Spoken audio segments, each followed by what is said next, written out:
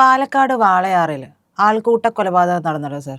അപ്പോൾ അദ്ദേഹത്തിൻ്റെ ആ കൊല്ലപ്പെട്ട ആളുടെ ഭാര്യയും കുട്ടികളും അടങ്ങുന്ന കുടുംബം വന്നിട്ടുണ്ട്. ഞാനിപ്പോൾ അത് കണ്ടിട്ടാണ് മുകളിലേക്ക് കയറി വരുന്നത്, സ്റ്റുഡിയോയിലേക്ക് വരുന്നത്. ഭയങ്കര കരച്ചിലാണ്. പക്ഷേ രാംനാരായണന് യാതൊരു തരത്തിലുമുള്ള ധനസഹായവും കൊടുക്കാനായിട്ട് ഗവൺമെന്റ് തയ്യാറാകുന്നില്ല. ആ സമയത്താണ് ഞാൻ പെട്ടെന്ന് ഓർത്തത്, 2017 സാറിന് ഓർമ്മയുണ്ടാകും, ഒരു ജുനൈദ് ഖാൻ ഹരിയാനയിൽ വെച്ച് ബീഫിന്റെ പ്രശ്നത്തിന്റെ പേരിൽ എന്തോ കൊല്ലപ്പെട്ടു എന്നും പറയുന്നു.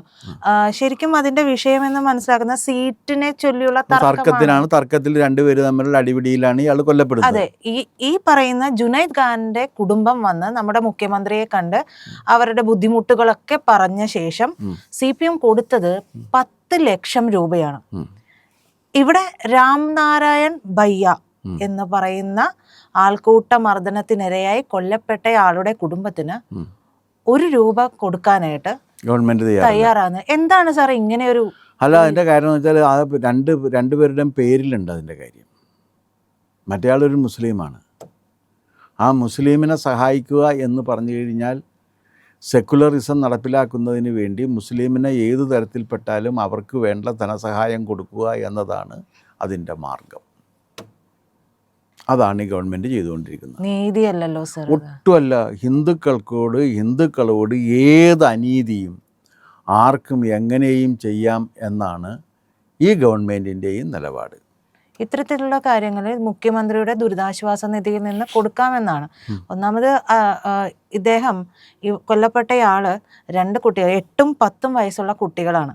അല്ല, അതിന് ആ ഒരു മനുഷ്യനെ കള്ളനാക്കുകയും കള്ളനാക്കിക്കൊണ്ട് അയാളെ തല്ലിക്കൊല്ലുകയും ചെയ്തിട്ട് അവരുടെ മുഖത്ത് നോക്കിയിട്ട് ആ നിരാലംബമായ കുടുംബത്തിന് 10 പൈസ ധനസഹായം നൽകാൻ പറ്റില്ല എന്ന് പറയുന്ന നമ്മുടെ മുഖ്യമന്ത്രി തന്നെയാണ് മറ്റേ ഇയാൾക്ക് വേണ്ടി ജുനൈദ് ഖാൻ്റെ കുടുംബത്തിന് വേണ്ടി 10 ലക്ഷം രൂപ കൊടുത്തത്. എന്തൊരു വൈരുദ്ധ്യമാണ്. ഈ സംഭവത്തെക്കുറിച്ചാണ് ഒരിക്കൽ വെള്ളാപ്പള്ളി നടേശൻ ഇടപെട്ട് സംസാരിച്ചത്. മരണത്തിൽ പോലും വേർതിരിവ് കാണിക്കുന്നു എന്ന് പറഞ്ഞ്, ഹിന്ദുക്കളാണ് മരിക്കുന്നതെന്നുണ്ടെങ്കിൽ 10 പൈസ തരാതിരിക്കുകയും മുസ്ലിങ്ങളാണെങ്കിൽ വാരിക്കോരി കൊടുക്കുകയും ചെയ്യുന്ന ഒരു രീതിയുണ്ട്. അങ്ങനെ മുസ്ലിങ്ങളെ താലോലിച്ചാണ് ഇടതുപക്ഷം വന്നത്. അങ്ങനെ താലോലിച്ചിട്ടും അവർ ഇടതുപക്ഷത്തിന് വോട്ട് ചെയ്തില്ല ഈ തെരഞ്ഞെടുപ്പിലെന്നുള്ളതാണ് വസ്തുത. പക്ഷെ നിയമസഭയിലേക്ക് വരുമ്പോൾ നേരെ തിരിച്ചാവില്ല. നിയമസഭയിലേക്ക് വരുമ്പോൾ അവർ ഇടതുപക്ഷത്തിന് വോട്ട് ചെയ്യും എന്ന് ആണ് പിണറായി വിജയൻ കരുതുന്നത് എന്നുണ്ടെങ്കിൽ അദ്ദേഹം വിഡ്ഢികളുടെ സ്വർഗത്തിലാണ് എന്നേ ഞാൻ പറയുള്ളൂ. കാരണം എന്താണെന്ന് വെച്ച് കഴിഞ്ഞാൽ എല്ലാ ഇസ്ലാമിക സംഘടനകളും, ജമാഅത്തെ ഇസ്ലാമിയും വെൽഫെയർ പാർട്ടിയും അടക്കമുള്ള സകല ഇസ്ലാമിക സംഘടനകളും, PFI അടക്കമുള്ള സംഘടനകളെല്ലാം ഇപ്പോൾ UDFനോട് ചേർന്ന് നിൽക്കുകയാണ്. ആ UDFനോട് ചേർന്ന് മുസ്ലിങ്ങൾക്ക് ആധിപത്യം ലഭിക്കുന്ന ഒരു ഭരണ സംവിധാനം UDFിലൂടെ ഉണ്ടാക്കിയെടുക്കണം എന്നാണ് മുസ്ലിം ലീഗ് ആഗ്രഹിക്കുന്നത്. ഞാൻ ആരോപിക്കുന്നതല്ല. മുസ്ലിം ലീഗിൻ്റെ നേതാവായിരിക്കുന്ന, സെക്രട്ടറി ആയിരിക്കുന്ന KM ഷാജി പറഞ്ഞതാണ്. എന്താണ് സർ? മതമാണ് പ്രശ്നം. ഞങ്ങൾ കഴിഞ്ഞ 10 വർഷമായിട്ട് മുസ്ലിങ്ങൾക്ക് കിട്ടിയിട്ടില്ല. ആ മുസ്ലിങ്ങൾക്ക് കിട്ടേണ്ട അധികാരങ്ങളും അവകാശങ്ങളും സംരക്ഷിക്കുന്നതിന് വേണ്ടിയാണ് UDF അധികാരത്തിൽ വരണമെന്ന് പറയുന്നത് എന്ന് പറഞ്ഞത് ഷാജിയാണ്. അങ്ങനെ ഒരു സാഹചര്യം കൂടി നിലവിൽ വന്നാൽ ഇപ്പോഴുണ്ടായിട്ടുള്ള ഈ ഒരു വിഷയം നമ്മൾ ഒരു ഇത് മാത്രമല്ല, ഇനി അങ്ങോട്ട് ഉണ്ടാകാൻ പോകുന്ന കാര്യങ്ങളിലെല്ലായിടത്തും വലിയ രീതിയിൽ ഹിന്ദുക്കൾക്ക് വിവേചനം അനുഭവിക്കേണ്ടി വരും. കാരണം UDFിൽ നിന്നും LDFിൽ നിന്നും ഹിന്ദുക്കൾക്ക് നീതി കിട്ടാത്തൊരവസ്ഥ ഇവിടെ സംജാതമാകും. ഇപ്പം തന്നെ അത് വന്നു. മതേതരത്വം പറയുന്ന പാർട്ടിയല്ലേ സർ? അപ്പോൾ ഇങ്ങനെയൊക്കെ ചെയ്യുന്നത് അല്ല. മതേതരത്വം എന്ന് പറഞ്ഞാൽ CPMും കോൺഗ്രസും ഒരുപോലെ അർത്ഥമാക്കുന്നത് മുസ്ലിം പ്രീണനം എന്നാണ്. മുസ്ലിം അടക്കമുള്ള ന്യൂനപക്ഷങ്ങളെ പ്രീണിപ്പിച്ച് നിർത്തുന്നതാണ് മതേതരത്വം എന്നാണ് അവർ കരുതുന്നത്. ഹിന്ദുക്കൾക്ക് യാതൊരു തരത്തിലുള്ള അവകാശം അല്ല, ഹിന്ദുക്കളുടെ അവകാശങ്ങൾ വേണ്ട എന്നുള്ളതാണ്. അപ്പോൾ ഒരു വലിയ വിഭാഗം ഹിന്ദുക്കളുടെ വോട്ട് കൊണ്ടാണല്ലോ CPM ഇതുവരെയും ജയിച്ചിട്ടുള്ളത്. അതെ, അത് അടിമകളായിട്ടുള്ള ഹിന്ദുക്കളുടെ വോട്ട് അവർക്ക് എന്നും കിട്ടും. പക്ഷേ മുസ്ലിങ്ങളുടെ വോട്ടും കൂടി കിട്ടിക്കഴിഞ്ഞാൽ അത് നന്നായിരിക്കും. അപ്പോൾ മുസ്ലിം വോട്ടിന് വേണ്ടി ഹിന്ദുക്കളെ ബലി കൊടുക്കുക എന്ന നയമാണ് LDF സ്വീകരിക്കുന്നത്. അതേ നയം തന്നെയാണ് UDFും സ്വീകരിക്കുന്നത്. പാർട്ടി വിട്ട് മറിച്ച് നോക്കുകയാണെങ്കിൽ മനുഷ്യത്വം എന്ന് പറയുന്ന ഒരു കാര്യമുണ്ടല്ലോ, മനുഷ്യത്വം നിർണ്ണയിക്കപ്പെടുന്നതും കേരളത്തിൽ മതത്തിൻ്റെ അടിസ്ഥാനത്തിലാണ്. കേരളത്തിൽ മനുഷ്യത്വം നിർവചിക്കപ്പെടുന്നതും മതത്തിൻ്റെ അടിസ്ഥാനത്തിലാണ്. മനുഷ്യ സ്വാതന്ത്ര്യം നിർവചിക്കപ്പെടുന്നതും മതത്തിൻ്റെ അടിസ്ഥാനത്തിലാണ്. ഇപ്പോൾ നിങ്ങൾ തന്നെ ഇന്ന് കണ്ടല്ലോ, എന്ത് പച്ചയ്ക്ക് ജീവനോടുകൂടി ഒരു ഹിന്ദുവിനെ ബംഗ്ലാദേശിൽ ചുട്ടുകരിച്ചു. ജീവനോടുകൂടി ആൾക്കൂട്ടം ആർത്തിരമ്പിക്കൊണ്ടാണ് പറയുന്നത്. ബോലോ തക്ബീർ അല്ലാഹു അക്ബർ എന്നൊക്കെ വിളിച്ചു പറഞ്ഞിട്ടും ആണ് പറയുന്നത്. അല്ലാഹു ജയിക്കട്ടെ എന്ന് പറഞ്ഞുകൊണ്ട് ഒരു സാധു മനുഷ്യനെ ജീവനോടെ ചുട്ടിരിക്കുകയാണ് ബംഗ്ലാദേശിൽ. അദ്ദേഹം ചെയ്തതായി ആരോപിക്കപ്പെടുന്ന കുറ്റം മുഹമ്മദിനെ വിമർശിച്ചു എന്നുള്ളതാണ്. മുഹമ്മദിനെ ഇപ്പോൾ ഒരുപാട് പേര് വിമർശിക്കുന്നുണ്ട്. അദ്ദേഹം അവസാനം വിവാഹം കഴിച്ച പെൺകുട്ടിക്ക് 9 വയസ്സാണ് പ്രായമെന്നും അതല്ല 12 വയസ്സുണ്ട് എന്നുമാണ് 7 വയസ്സാണ് പ്രായമെന്നും അതല്ല 9 വയസ്സുണ്ട് എന്നുമാണ് തർക്കം. അപ്പോൾ ഈ 62 വയസ്സിൽ 9 വയസ്സുള്ള സ്ത്രീ അടക്കം അനേകം സ്ത്രീകളെ വിവാഹം കഴിച്ചിരുന്ന ഒരു ലൈംഗിക അരാജകവാദി കൂടിയായിരുന്നു മുഹമ്മദ് നബി എന്നല്ലേ വരുന്നത് ചരിത്രം. അല്ലാതെ വേറൊന്നുമില്ലല്ലോ. കാരണം ഇതെങ്ങനെയാണ്, ആ മുഹമ്മദ് നബിയെ ഒരു വാക്ക് ആരും വിമർശിക്കരുത് എന്നാണ് ഇസ്ലാമിൻ്റെ സങ്കല്പം.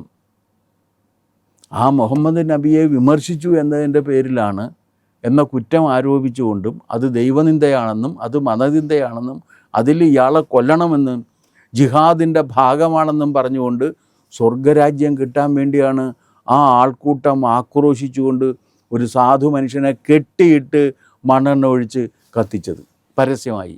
അതുപോലെ തന്നെ ഒരു മുദ്രാവാക്യം നമ്മുടെ നാട്ടിൽ മുഴങ്ങിയിരുന്നല്ലോ, അമ്പലനടയിൽ പച്ചയ്ക്ക് കത്തിക്കുമെന്ന്. അതെ, പച്ചയ്ക്ക് കത്തിക്കും അവർ. ഇപ്പം ഇനി ഹിന്ദുക്കളെ പച്ചയ്ക്ക് കത്തിക്കും. അധികാരത്തിലേക്ക് വന്നു കഴിഞ്ഞാൽ, മുസ്ലിം അധികാരത്തിലേക്ക് എത്തിക്കഴിഞ്ഞാൽ ഹിന്ദുക്കളെ പച്ചയ്ക്ക് കത്തിക്കും. ഒരു സംഭവം വിചാരിക്കണ്ട.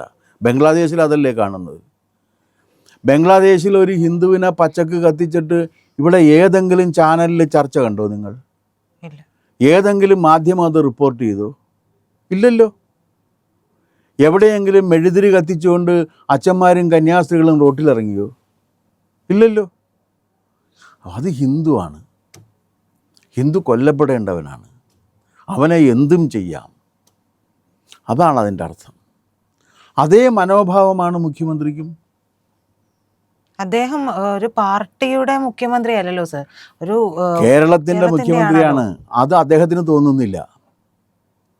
അദ്ദേഹത്തിന് ഇപ്പോൾ നഷ്ടപ്പെട്ടു പോയ ഇസ്ലാമിക വോട്ടുകൾ തിരിച്ചു പിടിക്കുന്നതിന് വേണ്ടി പെടാപ്പാടുപെടുകയാണ് അദ്ദേഹം. അപ്പോൾ അതുകൊണ്ടാണ് ഇദ്ദേഹത്തിന് ഇത് കൊടുത്തു കഴിഞ്ഞാൽ ഇസ്ലാമിങ്ങൾക്ക് ഇഷ്ടമാകില്ല എന്ന് കരുതി കൊടുക്കാതിരിക്കുകയാണ് ചെയ്യുന്നത്. ആദ്യം പറഞ്ഞ അതിനകത്ത് വേറൊരു ട്വിസ്റ്റും കൂടി ഇല്ലേ. ആദ്യം എന്താ പറഞ്ഞ RSകാരാണെന്ന് പറഞ്ഞ്, RSSന്റെ പേരായിരുന്നു പറഞ്ഞത്. ഇപ്പം അറസ്റ്റ് ചെയ്യപ്പെട്ടേക്കുന്നതോ ആ പഞ്ചായത്ത് ഭരിക്കുന്നത് മേൽക്കൈയുള്ളത് CPM-നാണ്. BJPക്ക് അവിടെ ഒരു റോളും ഇല്ല. അല്ല, CPM-ന്റെ ആൾക്കാരാണ്, പക്ഷെ അതിനകത്ത് ഉള്ളത് അധികം മുസ്ലിങ്ങളല്ലേ. അതുപോലെ തന്നെയായിരുന്നല്ലോ സർ അട്ടപ്പാടിയിലെ മധുവിന്റെ കേസും അതുപോലെ CPM-കാരായിരുന്നു. CPM-കാരായ മുസ്ലിങ്ങളായിരുന്നു. നിങ്ങൾ എന്തിനാണ് അത് മറച്ചു വെക്കണ? എന്തിനാ പറയാതിരിക്കുന്നത്? ഇതൊക്കെ പറഞ്ഞു തന്നെ തീരണ്ടേ. CPM-കാരായ മുസ്ലിങ്ങളായിരുന്നു അതിനകത്തെ പ്രതികൾ. മധുവിന്റെ കുടുംബത്തിന് നീതിയില്ല. ഹിന്ദു ആണെങ്കിൽ നീതിയില്ല എന്നുള്ളതാണ്. ഹിന്ദുവിൻ്റെ ഏത് ഇത് ചെയ്യാം. ഹിന്ദു ആണെങ്കിൽ നീതിയില്ല. ഞാൻ ചോദിക്കട്ടെ, ഏതെങ്കിലും ഒരു മുസ്ലിം പള്ളിയുടെയോ ഒരു ക്രിസ്ത്യൻ പള്ളിയുടെയോ സ്വർണമാണ് മോഷ്ടിക്കപ്പെട്ടിരുന്നത് എന്നുണ്ടെങ്കിൽ എന്താകുമായിരുന്നു ഗവൺമെൻറ്റിൻ്റെ സമീപനം? നിങ്ങൾ ആലോചിച്ച് നോക്ക്, എന്താകുമായിരുന്നു? ഇത് ശബരിമല ശ്രീ ധർമ്മശാസ്താവിൻ്റെ സ്വർണം അടിച്ചു മാറ്റിയതിന് ശേഷം അങ്ങനെ സ്വർണം അടിച്ചു മാറ്റാൻ കൂട്ടുനിന്ന അല്ലെങ്കിൽ അതിനു വേണ്ടി ചെയ്തവരെ എല്ലാം സംരക്ഷിച്ചുകൊണ്ട് നിൽക്കുകയല്ലേ. അവർക്കെതിരൊരു നടപടിയില്ലല്ലോ. അത് ഹിന്ദുവിനെതിരെയാണെങ്കിൽ ഹിന്ദു അതൊക്കെ സഹിക്കാൻ ബാധ്യസ്ഥനാണ് എന്നാണ് നമ്മുടെ മുഖ്യമന്ത്രിയുടെ വിശ്വാസം. അതുകൊണ്ട് അവരത് സഹിക്കട്ടെ എന്നുള്ളതാണ്. ഞങ്ങൾ വളരെ കൃത്യമായ രീതിയിൽ ഇസ്ലാമിക സംരക്ഷണം ഏറ്റെടുത്ത് ഇനിയും നടത്തും എന്നാണ് മുഖ്യമന്ത്രി പറയുന്നത്.